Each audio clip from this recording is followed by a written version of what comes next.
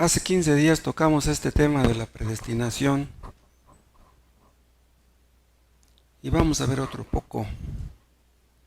Empezamos con Efesios 1.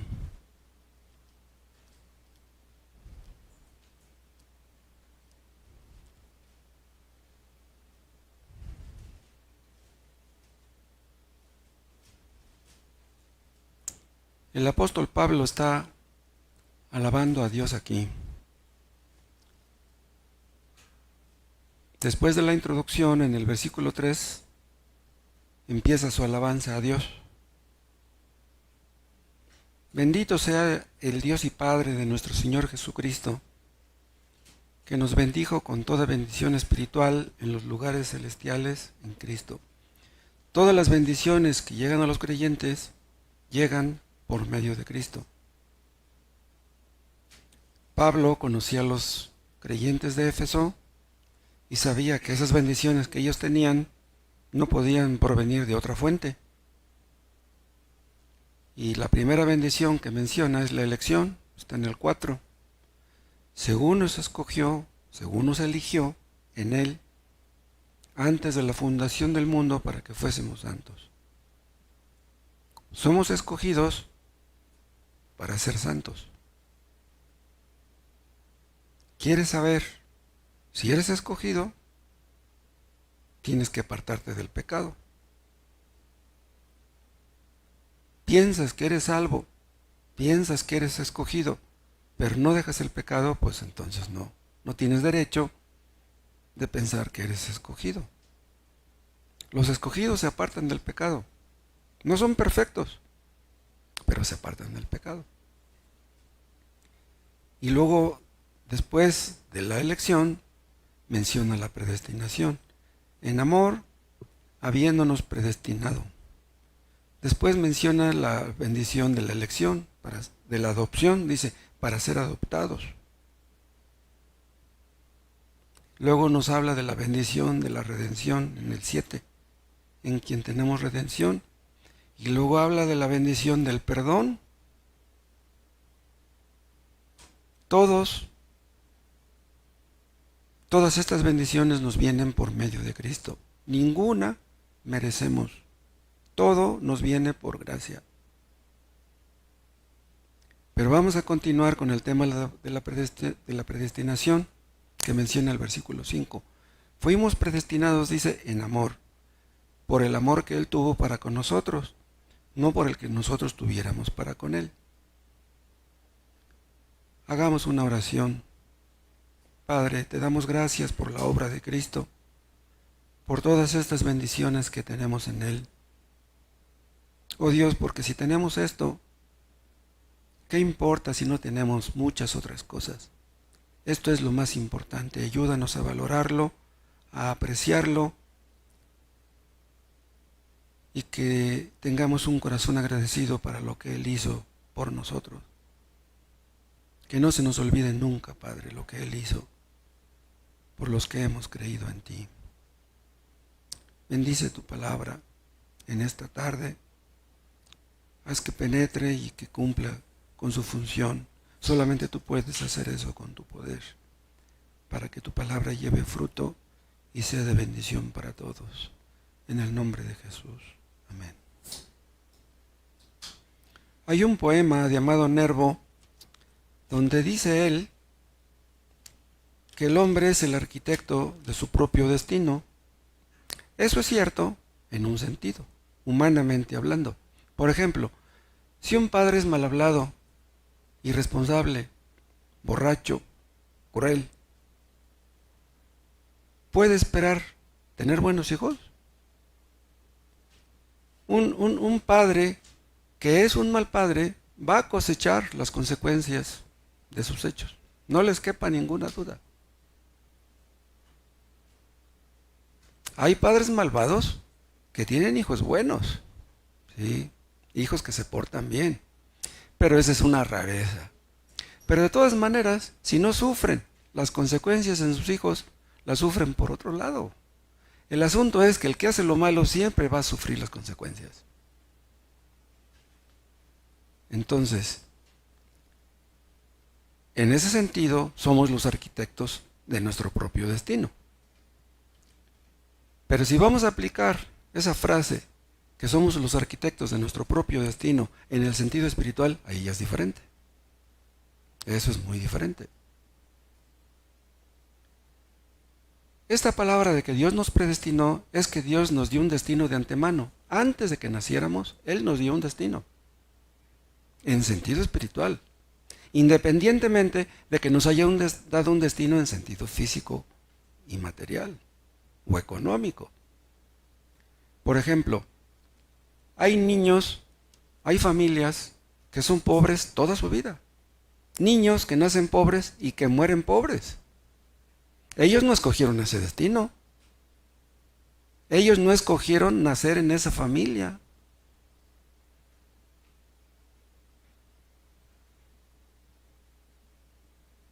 El apóstol Pablo habla de la predestinación en sentido espiritual.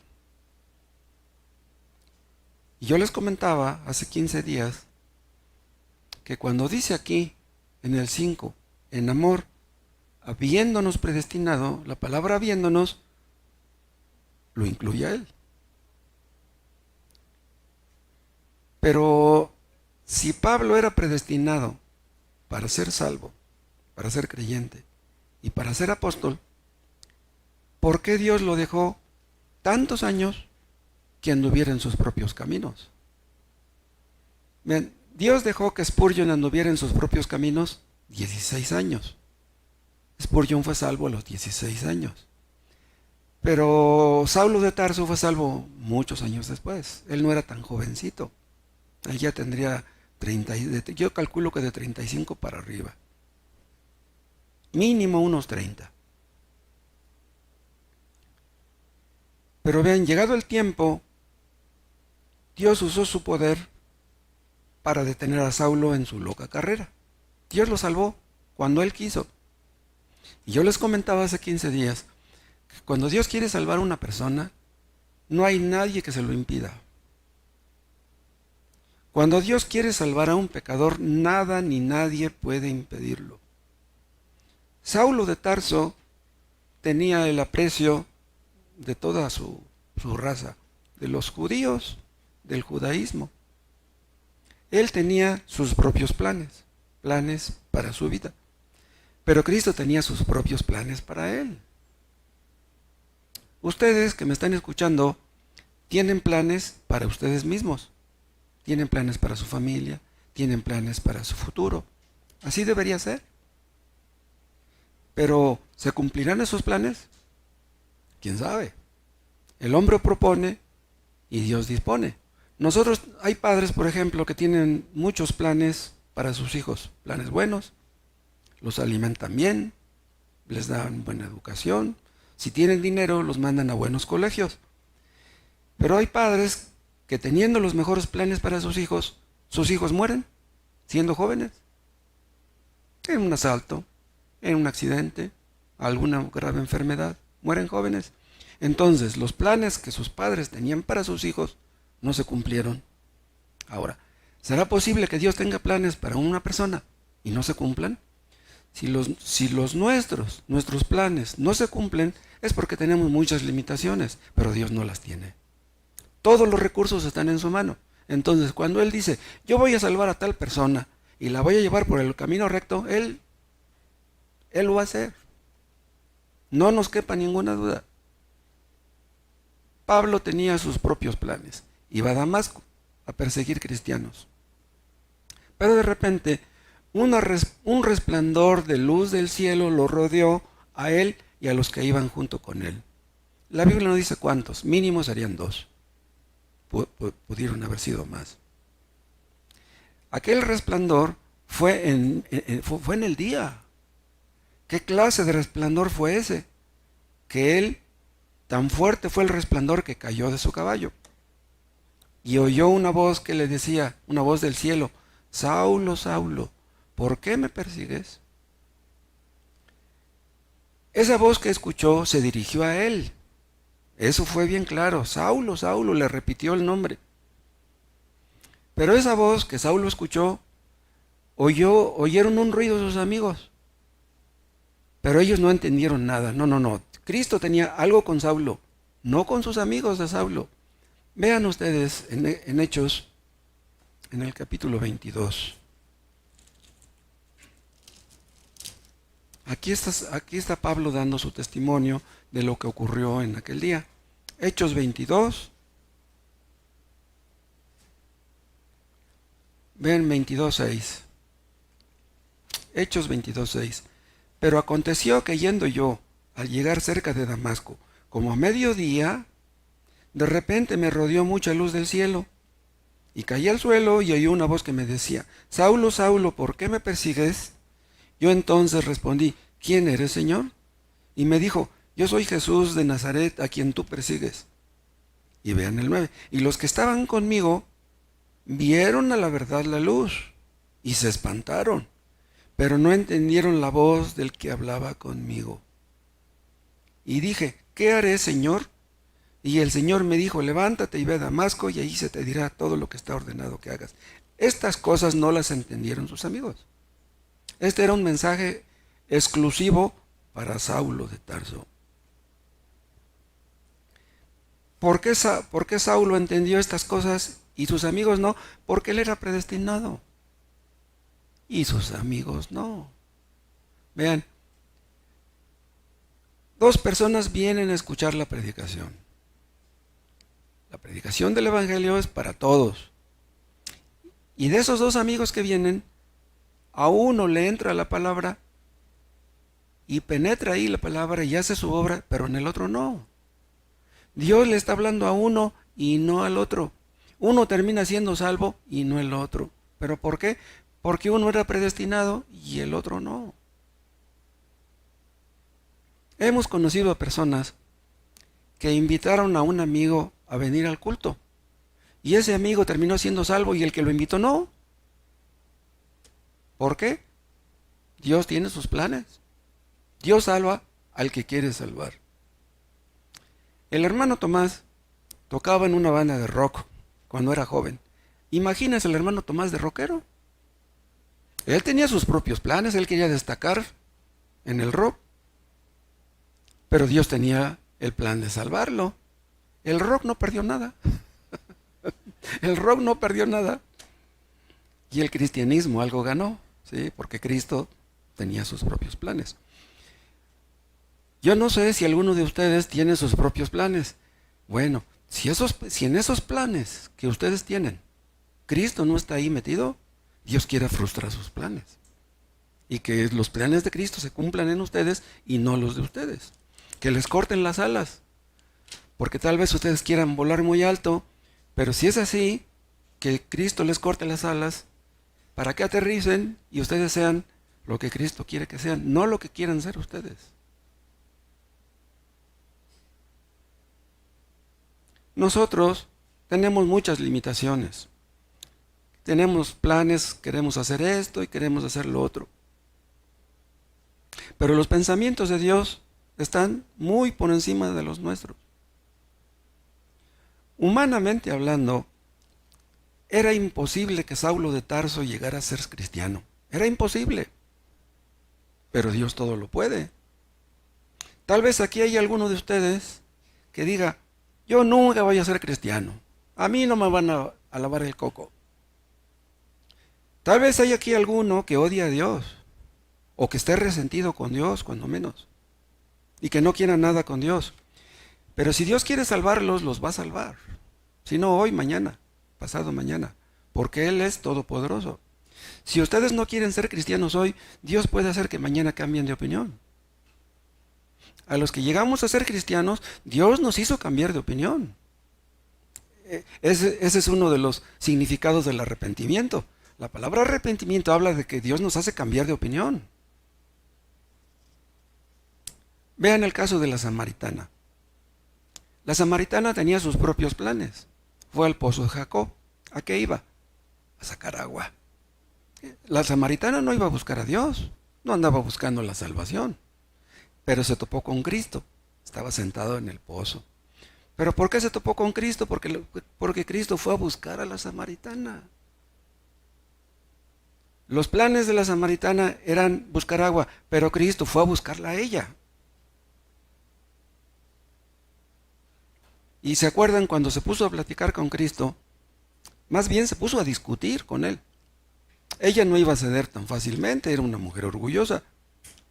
Yo no sé si alguno de ustedes está en la misma situación, que esté discutiendo en su mente con Dios. No, yo no puedo creer que el cristianismo sea real. Yo no creo en el fondo de mi corazón que Dios exista. Yo no creo que tenga que sujetarme a lo que está escrito en un libro. Pero si ustedes están discutiendo con Dios y Dios quiere salvarlos, a Él no le cuesta ningún trabajo. La samaritana se puso a discutir con Cristo, pero Cristo le mostró su pecado. Con una predicación tuvo. La samaritana con una sola predicación tuvo. A los predestinados para salvación, Dios les muestra su pecado, les hace ver que están perdidos. Eso lo entendió la samaritana con una predicación. Yo espero que ustedes entiendan eso, que sin Cristo ustedes están perdidos.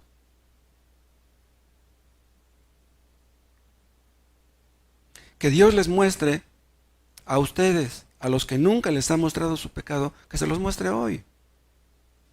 Que un resplandor del cielo los haga caer por tierra, que caigan de su caballo, del orgullo, que les haga entender que Cristo es el Señor. No son ustedes, Él es el Señor. Saulo de Tarso entendió que Cristo era el Señor en ese momento. Pero hay personas que escuchan predicación tras predicación y pasan años y no pueden entenderlo.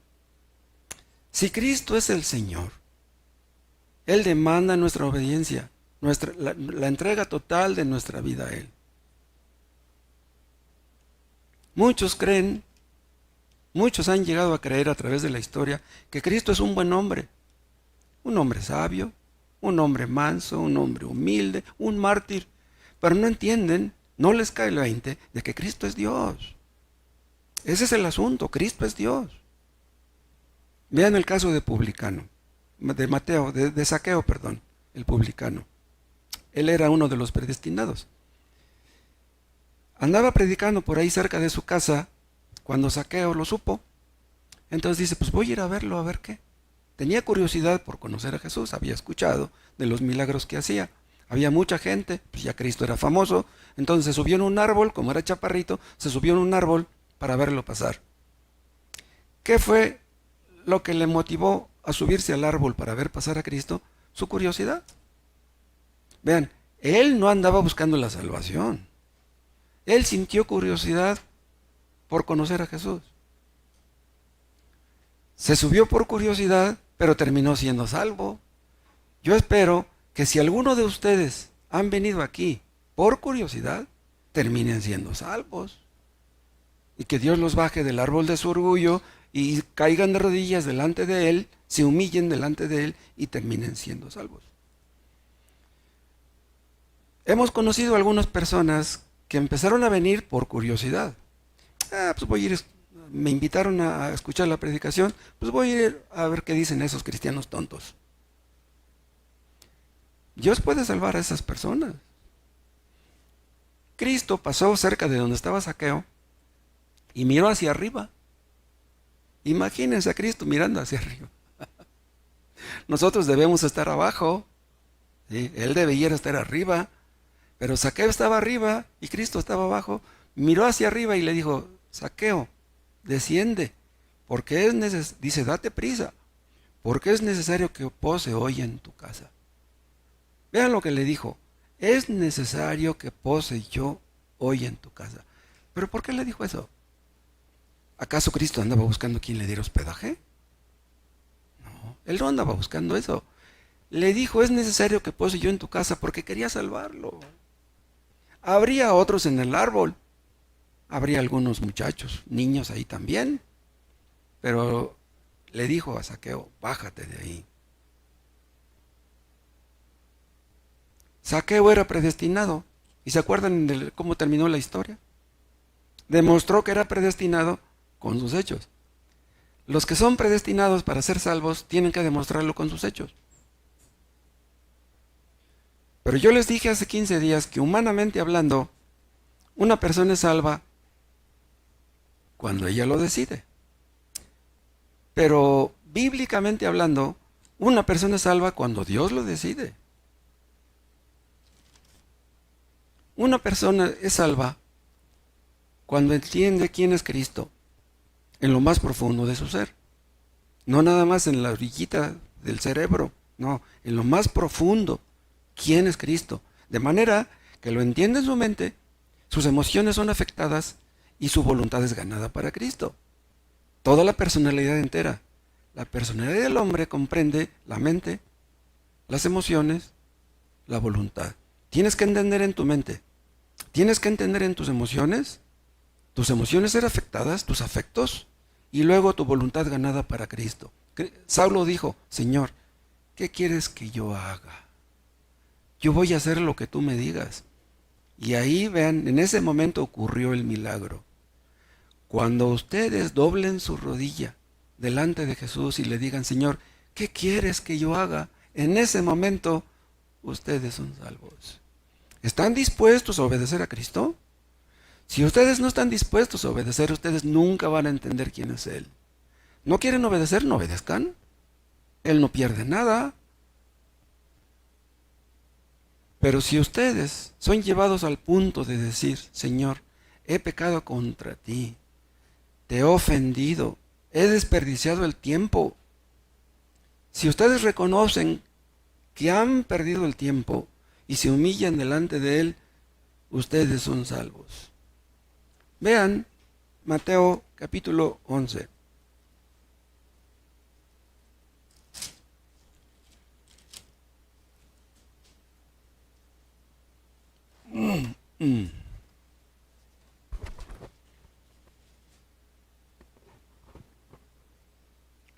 Mateo 11:27. Aquí habla Cristo y dice,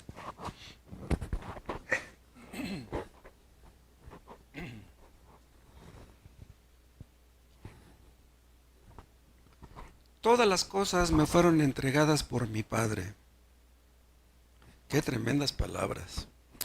Todas las cosas me fueron entregadas por mi Padre. Y nadie conoce al Hijo sino el Padre. Ni al Padre conoce alguno sino el Hijo, y aquel a quien el Hijo lo quiere revelar. Si una persona entiende quién es el Padre, es porque Cristo se lo reveló. Si una persona entiende quién es Cristo, es porque el Padre se lo reveló. Pero vean cómo dice al final del 27, y aquel a quien el Hijo lo quiere revelar. En otras palabras, Dios no quiere revelarle eso a todos. No, dice, aquellos a quienes Dios quiere revelar. Una persona puede leer la Biblia 20, 30, 40 años y nunca llegar a esa conclusión de que Cristo es Dios. Ustedes saben, Judas Iscariote nunca entendió que Cristo era Dios.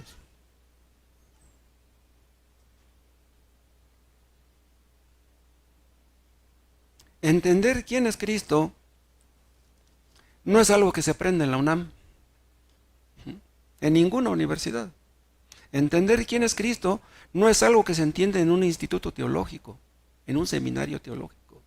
Entender quién es Cristo es algo que solamente Dios nos puede revelar en lo más profundo de nuestra naturaleza.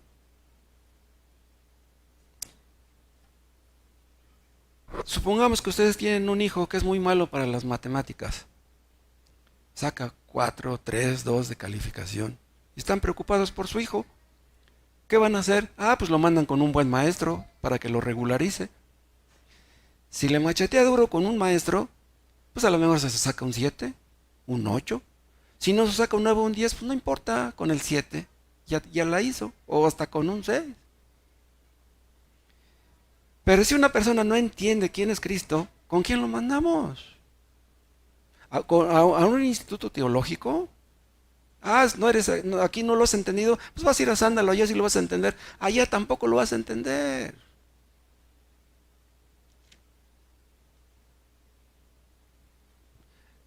Una persona que no se entrega a Cristo, que no dobla sus rodillas delante de Él, es porque no ha entendido quién es Él, no se le ha revelado todavía. ¿Cómo le vas a hacer para entender? ¿Te vas a regularizar? Nosotros preparamos la predicación Y le pedimos a Dios, Señor, ilumina a los oyentes para que entiendan lo que es el Evangelio, que entiendan quién es Cristo, para que le obedezcan, para que le amen. Y si Él no lo hace, ¿qué podemos hacer nosotros? Si tú vives en las tinieblas y Cristo no te ilumina, permanecerás en las tinieblas y vas a morir en las tinieblas, vas a morir con las botas puestas. Pero cuando tú entiendas quién es Cristo y te sometas a Él y le entregues tu vida, entonces entenderás que eres uno de los predestinados. Dios salva al que quiere. Cristo salva al que quiere. El Espíritu Santo salva al que quiere. El Padre salva. El Espíritu Santo salva. Cristo salva. La Trinidad involucrada en la salvación de una persona. Vean ustedes Juan 3.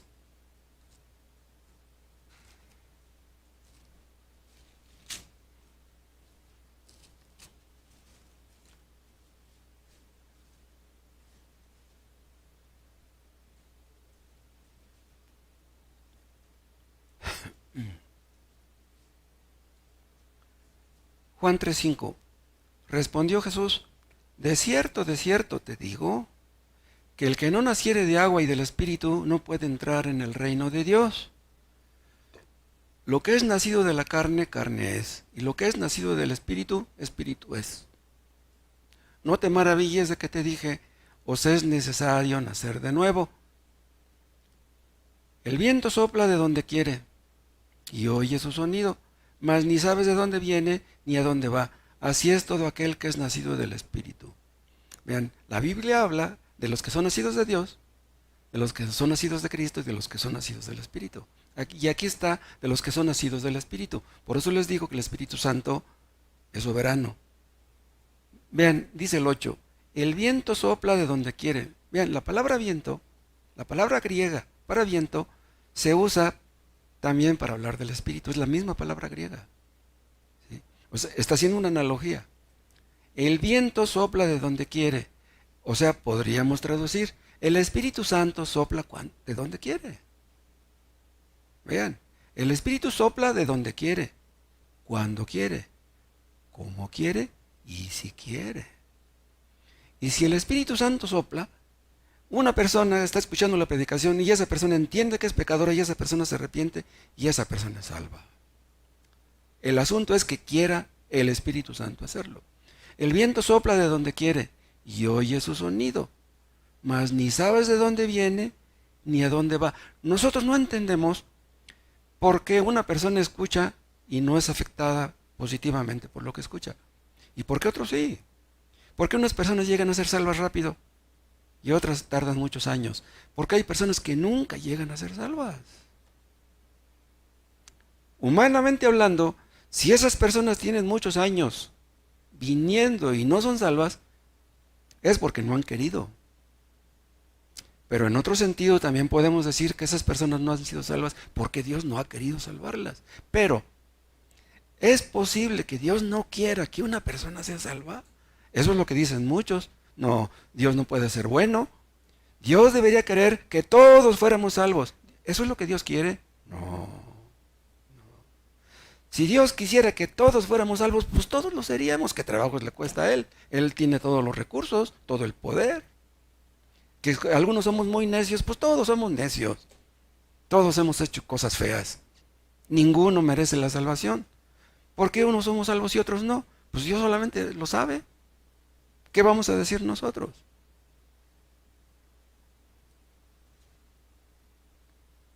El Espíritu Santo obra de manera misteriosa. Hay personas que de repente están escuchando la predicación, se les sale una lágrima, se les sale otra. Hay personas que han venido a escuchar la predicación, gente dura, gente viciosa, y escuchan la predicación y se les salen las lágrimas. El Espíritu Santo, ¿qué trabajo le cuesta hacer eso? Nosotros oramos por nuestros hijos. Yo oraba por mis hijos, por algunos de ellos, desde antes que nacieran. Desde que estaban en el vientre de su madre yo oraba por ellos.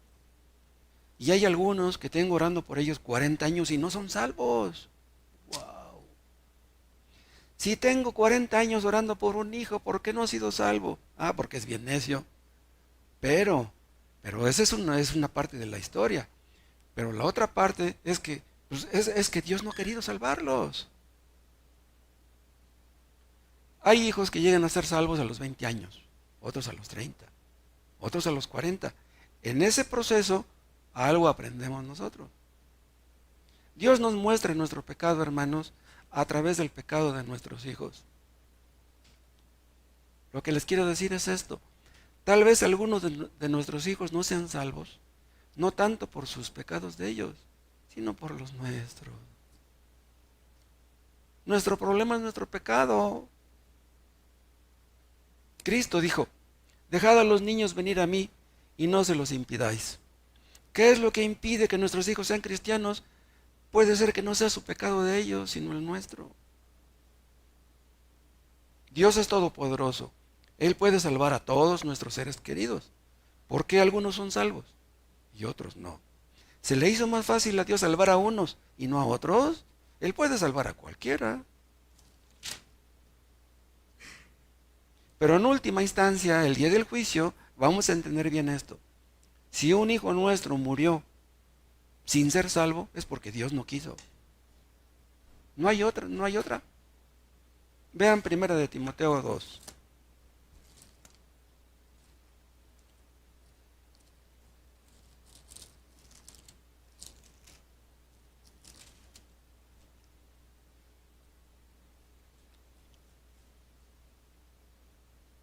Primera de Timoteo capítulo 2, versículo 1. Exhorto ante todo a que se hagan rogativas, oraciones, peticiones y acciones de gracias por todos los hombres. Vean, Pablo dice que debemos orar por todos los hombres, quiere decir por toda clase de hombres, según el contexto. ¿Sí? Porque es imposible orar por todos los hombres. No podemos orar ni por todos los de esta colonia, pues menos por todos los demás. Y vean lo que dice el 2, por los reyes y por todos los que están en eminencia, por los gobernantes, ¿sí? Por los regidores, por el alcalde, por el presidente, por todos los que están en eminencia, por los del gabinete del presidente. ¿Para qué oramos por ellos? Para que vivamos quieta y reposadamente en toda piedad y honestidad. Porque esto es bueno y agradable delante de Dios nuestro Salvador. O sea, esto es bueno y le agrada a Dios que oremos por nuestros gobernantes. Pero vean el 4, el cual quiere que todos los hombres sean salvos y vengan al conocimiento de la verdad. Vean el versículo 4. Dice aquí que Dios quiere que todos los hombres sean salvos. ¿Es así? ¿Dios quiere que todos los hombres sean salvos? No. Pero entonces, ¿por qué dice aquí que Dios quiere que todos los hombres sean salvos? Por el contexto. Dios quiere que sean salvos también gobernantes. O sea, la salvación no nada más es para los gobernados, no solamente para los súbditos de un reino, también para el rey. O sea, delante de Dios somos tan pecadores los gobernados como los gobernantes. Nosotros, por ser cristianos, ¿somos mejores que nuestros gobernantes? No. Ellos son pecadores, nosotros también. Entonces debemos orar por ellos. En otras palabras, no hay ningún versículo que diga, voy a salvar a los gobernados, pero no voy a salvar a los gobernantes. No, no hay ningún versículo que diga eso. A Dios no le cuesta trabajo salvar también a un gobernante. Muchos gobernantes a través de la historia llegaron a ser cristianos.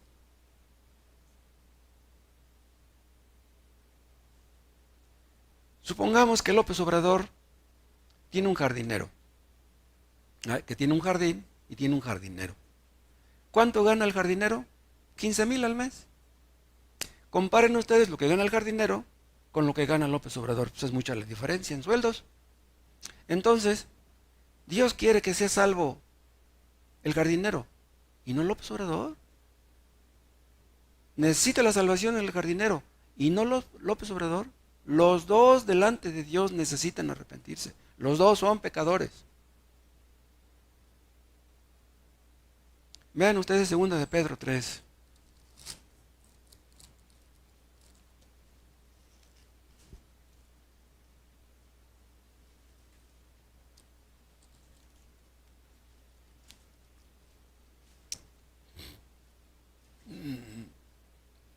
Segunda de Pedro 3, 3:9.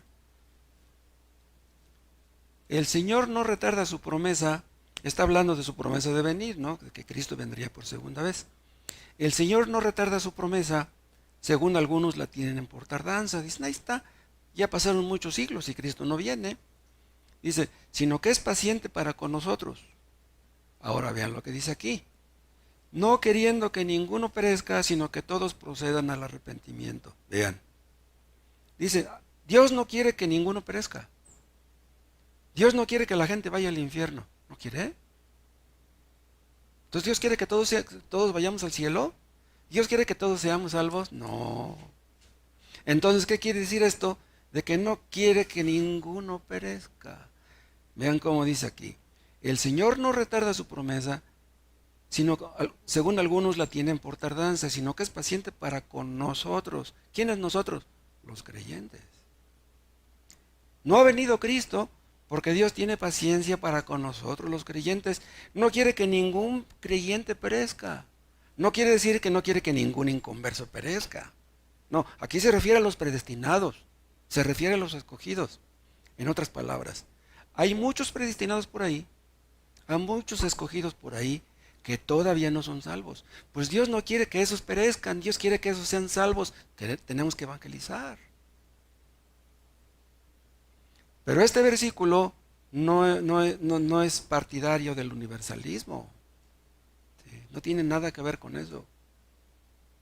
Dice, no queriendo que ninguno perezca, sino que todos procedan al arrepentimiento. Los escogidos van a ser escogidos y lo sabrán cuando se arrepientan.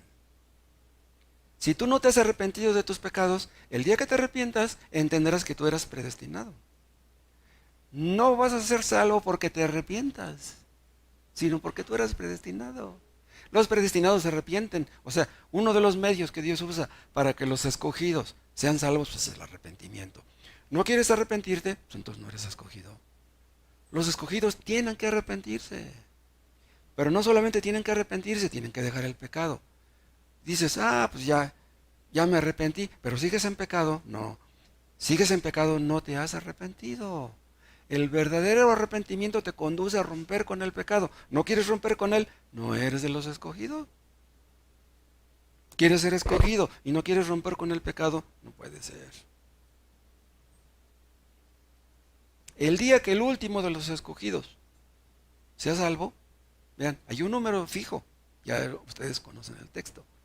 El día que el último de los escogidos sea salvo, entonces se va a cerrar la puerta, ya no va a haber más salvos. Entonces va a venir Cristo. El día que el último de los escogidos. Entonces, ahorita no ha venido Cristo porque todavía hay gente que Dios quiere salvar. Todavía hay escogidos que todavía no se han arrepentido. Esa es una esperanza para todos ustedes que no se han arrepentido. Si no se han arrepentido hasta el día de hoy, pues a lo mejor al ratito. Por eso estamos predicando todavía el Evangelio. Este versículo, el versículo 9, es un estímulo para el evangelismo, ¿sí? No es un estímulo para el universalismo. Si Dios quisiera que todos fuéramos salvos, nadie se lo impediría. Vean Lucas 13.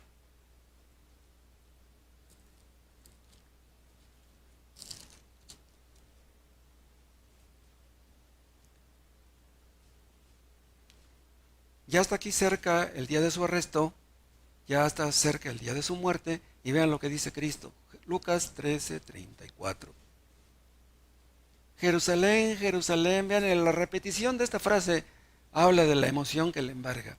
Jerusalén, Jerusalén, está entre signos de admiración. Que matas a los profetas y apedreas a los que te son enviados. ¿Cuántas veces quise juntar a tus hijos como la gallina a sus polluelos debajo de sus alas y no quisiste? Vean, dice, ¿cuántas veces quise? Pero tú no quisiste. Vean lo que está diciendo Cristo. Esto lo podemos traducir.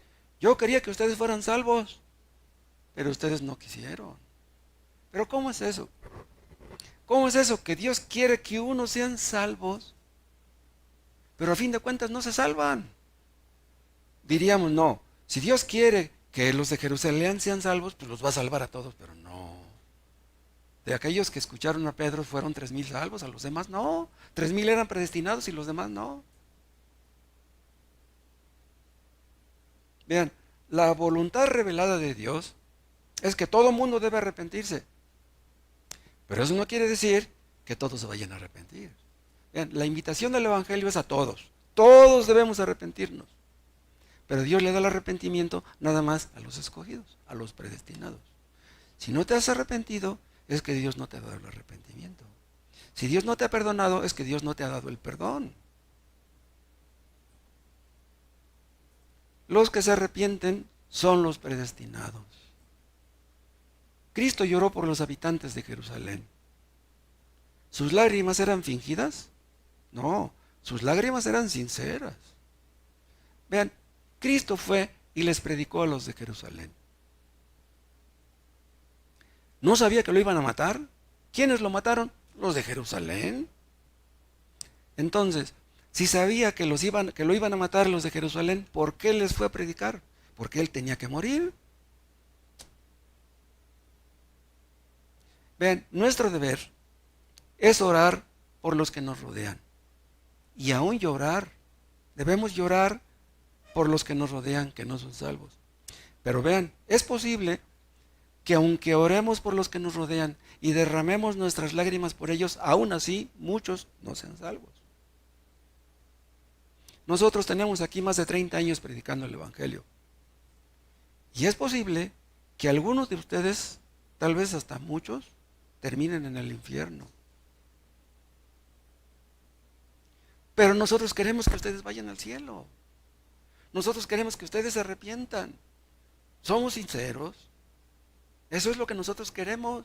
Y si Cristo lloró por los de Jerusalén, es que Él quería en el fondo de su corazón que fueran salvos.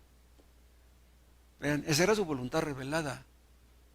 Pero la voluntad secreta es que no quería salvarlos a todos. Porque si hubiera querido salvarlos, los hubiera salvado. No hay contradicción en esto. A nosotros nos duele que algunos de ustedes no sean salvos. A nosotros nos duele y a ustedes no. Dice Spurgeon en su libro ese de Solo por Gracia, que a algunos les preocupan más sus perros y sus gatos que sus propias almas. Gastan ustedes en pedigrí y en dog show y no gastan en los pasajes porque no les alcanza el dinero. Ah, pero sus perros están bien gordos, ¿no? ¿Les duele gastar en pasaje para venir? Pues entonces no se aman a sí mismos. Judas Iscariote era codicioso, amaba el dinero, pero amaba a Cristo. Sí, amaba a Cristo un poco, pero amaba más su dinero. Y por ese problema muchos no llegan a ser salvos, porque aman tanto su dinero y sus posesiones que no pueden amar a Cristo. No cabe Cristo ahí. Vean Juan 12.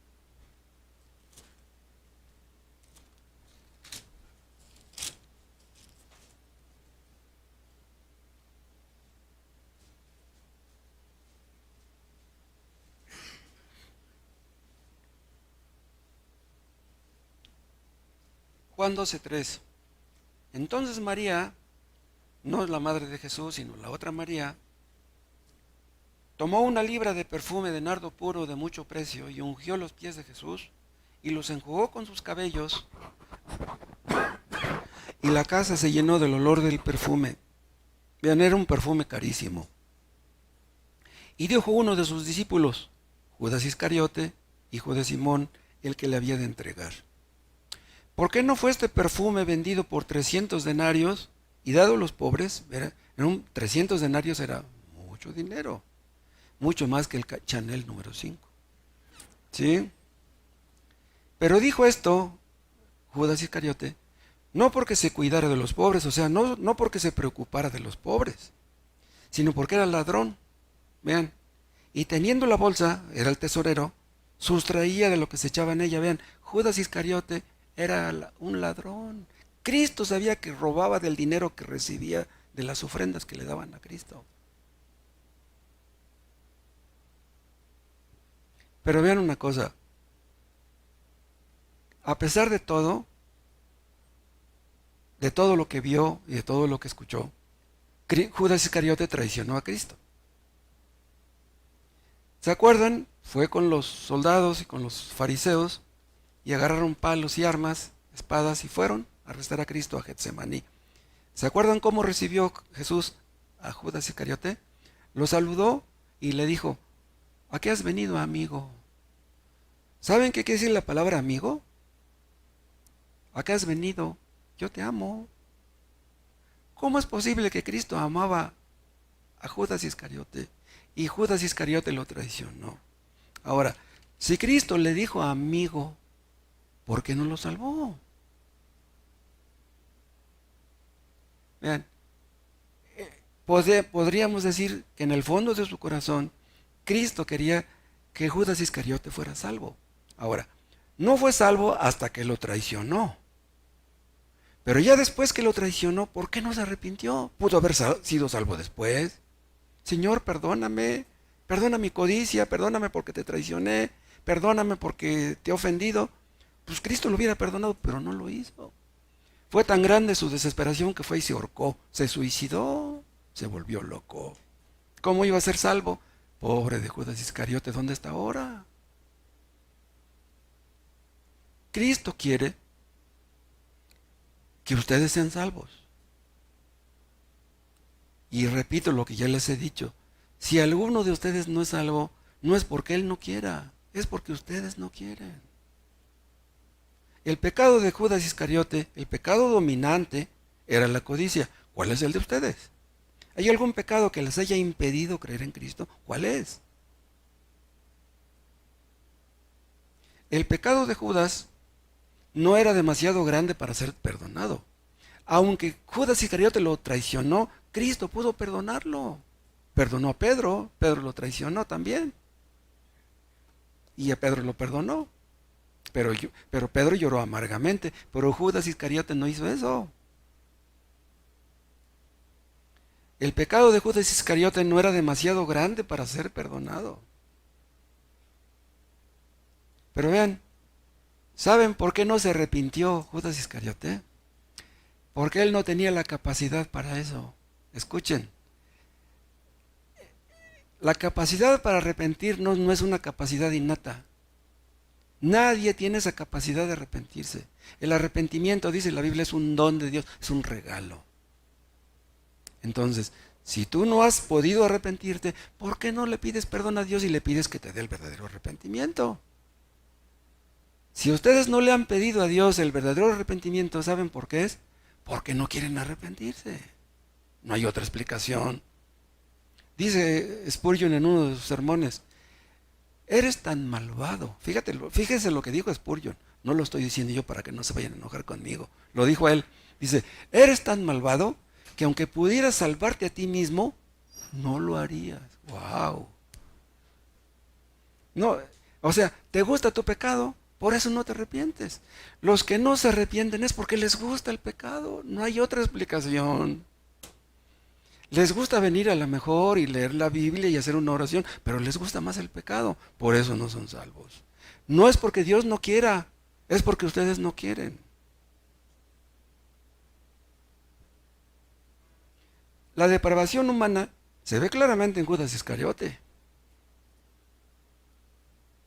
Pero muchos piensan que Dios es injusto. No, es que si no soy escogido, si no soy predestinado, ¿cómo me arrepiento? Si yo fuera predestinado me arrepentiría. Pero vean, los que no quieren dejar su pecado siempre ponen pretextos. Ponen excusas. Dicen algunos. Vean, personas que conocen la Biblia. Dicen: ¿por qué Dios permite las guerras? ¿Por qué Dios permite la miseria, el crimen, la impunidad, la corrupción? Hay tanta gente que muere de hambre en África. ¿Por qué Dios permite eso?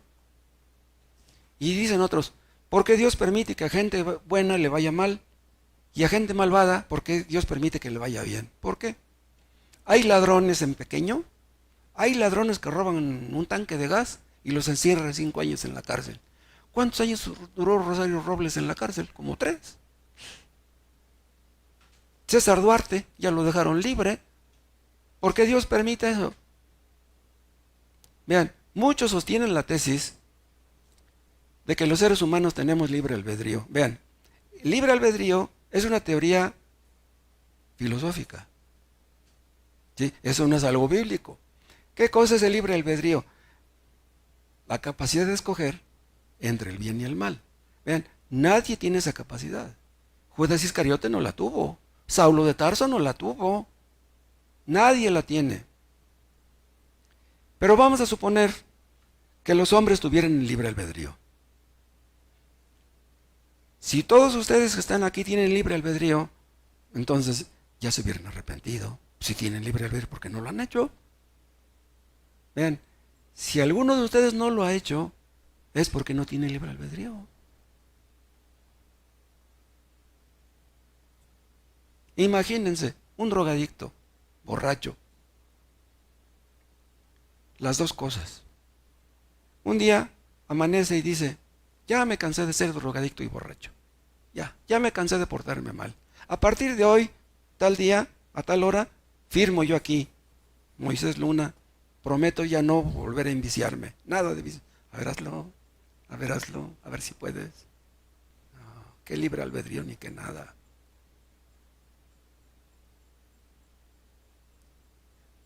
Millones de personas en este mundo tienen una religión. Vean, las personas que no tienen una religión son muy raras. La mayoría la tiene.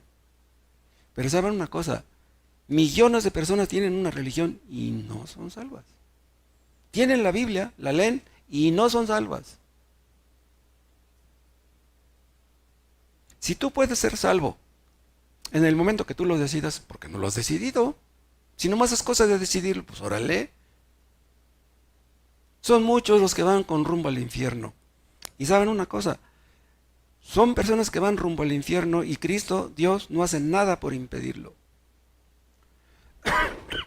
¿Saben ustedes cuántos millones de personas hay, de musulmanes hay en el mundo?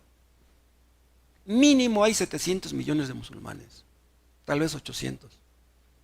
¿Saben cuántos millones de católicos hay? Otro tanto. ¿Cuántos millones de budistas? Un poco menos. ¿Saben cuántos millones de testigos hay en el mundo? Muchos. Presbiterianos. ¿A dónde van? Van rumbo al infierno. No creen en la verdad todos los que les he mencionado. Pentecostales de pilón, presbiterianos, iglesias falsas.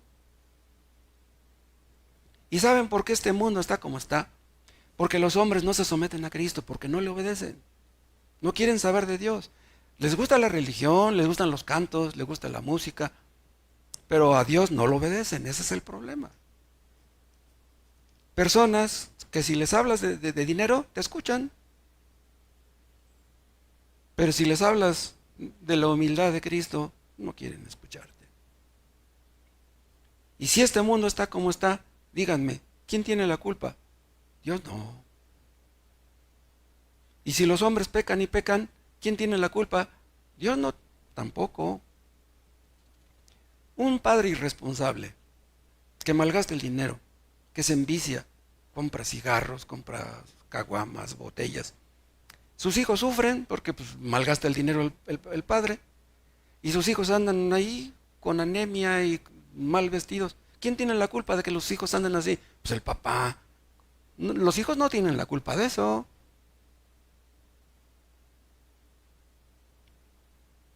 Supongamos que a un padre de eso se le muere un hijo de anemia. ¿Le va a echar el papá le va a echar la culpa a Dios? Señor, ¿por qué permitiste que mi hijo se muriera? Un padre que no obedece a Dios. ¿Ustedes creen que los hijos van a obedecer a Dios? ¿Qué esperanza tiene un padre de que sus hijos obedezcan a Dios si él no lo obedece?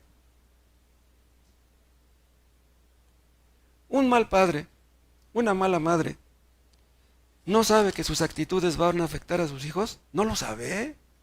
Una madre que anda en malos pasos, ¿cómo no le va a afectar eso a sus hijos?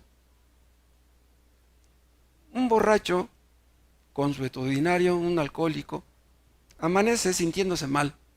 Pues un día anterior gastó mucho dinero, le pusieron un ojo morado, se siente mal, ¿y qué hace? Pues busca la copa de nuevo.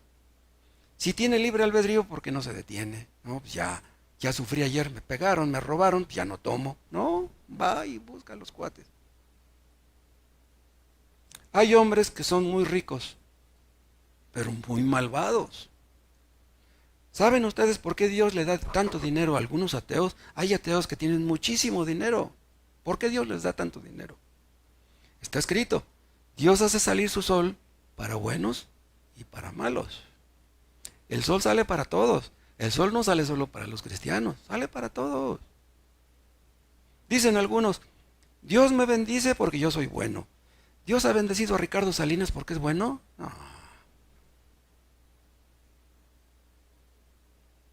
Esas personas deberían de decir, a pesar de que soy malo, Dios me bendice. ¿Por qué Dios me bendice? Así pensamos los cristianos. ¿Por qué Dios nos bendice? A pesar de que somos como somos. ¿Por qué Dios nos bendice? ¿Porque somos buenos? No. Un millonario, si fuera honesto, debería de decir, pudiera ser que Dios exista. ¿Por qué yo tengo tanto dinero y hay tanta gente que no tiene nada? ¿Por qué? Así deberían de pensar, pero no piensan así. Si Dios bendice a un millonario, ¿por qué lo bendice? ¿Porque lo ama? No. Dicen algunos, si Dios predestina a unos para ser salvos, los escoge a unos para ser salvos y a otros no, entonces tiene favoritismo. ¿Qué clase de Dios es ese? Que tiene favoritismos. Si puede salvar a unos y puede salvar a otros, ¿por qué nada más salva a unos? Ese Dios no puede ser bueno, ni justo, ni santo. Vean ustedes que Dios no hace excepción de personas. Vean en Hechos 10.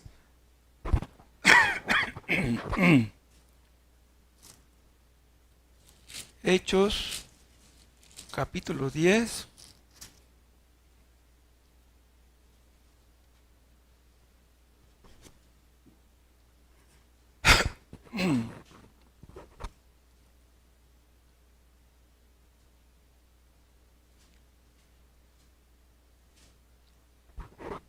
Diez 34. Entonces Pedro, abriendo la boca, vean, está predicando en casa de Cornelio, dijo, en verdad comprendo que Dios no hace excepción de personas. Vean lo que dice aquí. En verdad comprendo que Dios no hace excepción de personas. ¿Qué quiere decir esto? Que Dios no tiene favoritos. Ay, voy a salvar a este porque me cae bien y a este no lo voy a salvar porque me cae mal. No, Dios no piensa así. Pero vean en el contexto, se está refiriendo a que Dios quiso salvar a Cornelio. Pero Pedro pensaba que como Cornelio era extranjero y era soldado romano, la salvación